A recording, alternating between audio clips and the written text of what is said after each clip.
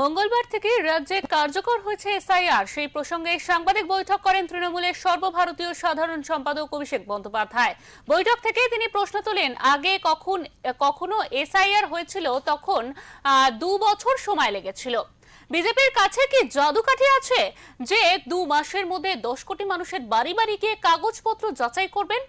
এছাড়া এদিন তিনি বলেন, যদি কোনো বৈধ ভোটারের নাম বাদ যায় তবে 2023-এর অক্টোবর মাসে ট্রেলার দেখিয়েছি, এবার পুরো সিনেমাটা দেখাবো।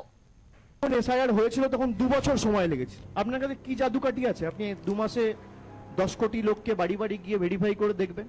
বিজেপি বলছে তৃণমূল ভীত সন্ত্রস্ত, এসআইআর হলে তৃণমূলের ভোট ব্যাংক ধসে যাবে, তৃণমূল হেরে যাবে। আজকে তারিখটা লিখে রাখুন, আমি তারিখ দিয়ে আপনাদের সামনে বলে, এখানে প্রায় 50টার বেশি ক্যামেরা রয়েছে। বিজেপির ক্ষমতা থাকলে চ্যালেঞ্জ অ্যাকসেপ্ট করবে। আপনি এসআইআর কত ক্ষমতা আছে আপনি করুন, আর আমরাও আপনাকে চ্যালেঞ্জ করছি, একটা লোকের যদি নাম বৈধ ভোটারের বাদ যায়, বাংলার ক্ষমতা কি দিল্লিতে 2023 সালের অক্টোবর মাসে ট্রেলার দেখিয়েছিল? আগামী দিনে আপনাদের পুরো সিনেমাটা দেখাবো। বাংলা, গুজরাট, মধ্যপ্রদেশ এক না। আর যারা বলছে যে তৃণমূল ভীত সন্ত্রস্ত, এখানে ক্যামেরার সামনে আমি অন রেকর্ড বলছি, বিজেপির যদি বুকের পাটা থাকে তাহলে চ্যালেঞ্জ অ্যাকসেপ্ট করবে। আমি তো অনেক চ্যালেঞ্জই দিই, আর আজকে তাদেরকে আবার বলছি যে আপনাদের ক্ষমতা থাকলে আপনারা এসআইআর করার পরেও তৃণমূল কংগ্রেসের যা ভোটের আসন ছিল 2021 সালে, একটা হলেও বাড়াবো, কমার জায়গায় নেই। আর বিজেপিকে 50-এ নামাবো। ক্ষমতা থাকলে চ্যালেঞ্জ অ্যাকসেপ্ট করুন।